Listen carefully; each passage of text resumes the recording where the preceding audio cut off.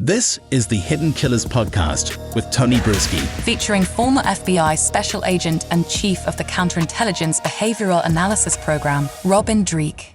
Well, we found out what exactly was in that phone questionnaire from Ann Taylor, the defense of Bryan Kohberger, the phone call that went out to 400 potential jurors in the Moscow, Idaho area. Keep in mind, the population in that area, not that big, a little over like 20-some thousand people. So you put a call out to 400 people. Those 400 people are going to be impacted, and those 400 people probably have friends, acquaintances, family members. And slowly you start to infect a jury pool or taint a jury pool when your goal is to point out that the jury pool has already been tainted. But can you claim that when you're the one pouring the taint into the water of that pool? That's kind of the question. Joining me to discuss, Robin Dreeke, retired FBI special agent. The judge the other week saying I'm shocked by this, and it totally caught him off guard. But now we see the questions, and some of these in very great detail. Have you read, seen, or heard if Bryan Kohberger was arrested at his parents' home in Pennsylvania? Have you read, seen, or heard if police found a knife sheath on a bed next to one of the victims? And it goes on and on and on, talking about DNA, talking about his car, talking about the cell phone tower data, talking about basically all the points of the story in this questionnaire. What was your reaction to seeing this call and these questions now that were sent out to these potential jurors? Befuddling a bit, as I'm not quite sure what her goal was for all the reasons you just said. If she's trying to prove that the jury pool is tainted, it looks like she just tainted it. Mm-hmm. It's just, as an interviewer, because that's primarily what my job really was. I'm a recruiter of human beings and an interviewer, and these are almost leading questions that she's asking.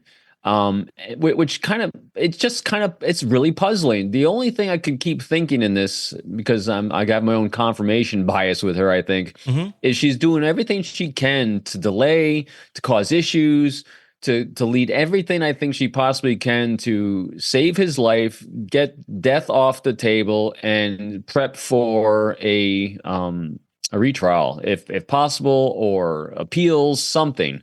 So I really think she's just, like we've been seeing with her, she's thrown everything she possibly can at this. I'm not quite sure what the intent of this part was, though. It's odd. It is odd. I mean, and at what length? I mean, anybody can do anything technically, but at the end of the day, there are consequences for your actions. And her being an attorney, and a very high power one that is being used by the state right now. One of the very few capital crime attorneys that are qualified for this. I'm wondering how the judge is going to react now that he actually sees these questions. If her goal is to get this thing moved, is this something where the judge is going to go, look, you already tainted it, now we have to move it? Or is this like, yeah, you tainted it, now you get to lie in your own bed? If I was a betting man on this one, I'm going to say lie in your own bed, because this case has so much international, not just national, international attention. I have a hard time not knowing who wouldn't be able to answer those questions. It's not just in the town there. So that's why I don't quite understand what the purpose of those questions really were. I don't see the judge moving the venue. I don't see him saying that the jury pool is tainted like you claimed it is based on the survey results. That's why I'm really just not quite sure what her play at this was. Yeah, I mean, and let's cover some of the questions here, because if you didn't know about the case, or let's just say you knew bits and pieces of it, this would certainly make you want to learn more, especially if this happened in your backyard. Some of them that I haven't read yet. Have you read, seen, or heard that DNA found in the knife sheath was later matched to Bryan Kohberger? That almost like, I mean, it was, but it almost kind of like implies, is it a question? Is it a statement? Maybe you should look that up a little bit and, taint your mind a little it. Have you read, seen, or heard Mr. Kohberger owned the same type of car reported seen driving in the neighborhood where the killings occurred? Have you read, seen, or heard of the cell phone tower data showed that Bryan Kohberger made several trips near the victim's home in the month before the killing? The thing is, all these things that she's asking are true. It's evidence. So what is it? What is the point? I mean, if you were to dive into this, and I know you don't know the answer, I don't know the answer, but if you were to kind of dive into this and try to figure out what is the goal other than tainting a jury pool, where is she going?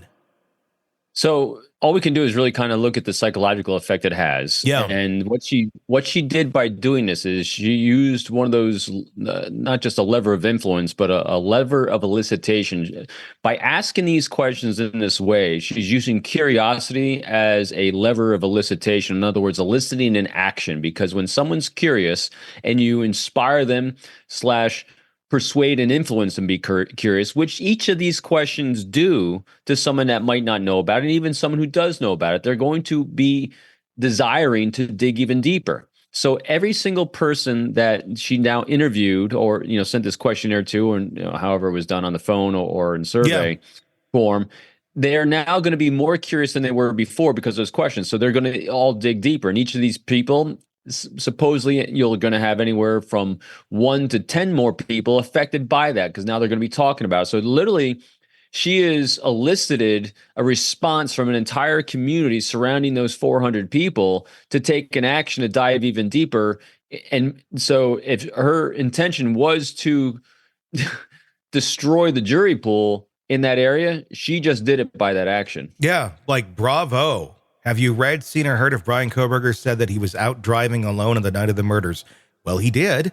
Have you read, seen, or heard that Bryan Kohberger stopped one of the victims? Stopped one of the victims. I don't know that we've heard about, was there an allegation about that? I don't remember that one. Have you read, seen, or heard that Bryan Kohberger had followed one of the victims on social media? All these things, some have been rumors, some have been factually proven. Right. But it's kind of a mix of everything in this bag of question tricks. I don't know. I'm really just kind of baffled by the details of this. Want to listen ad-free? Want advanced access to all of our interviews before anyone else?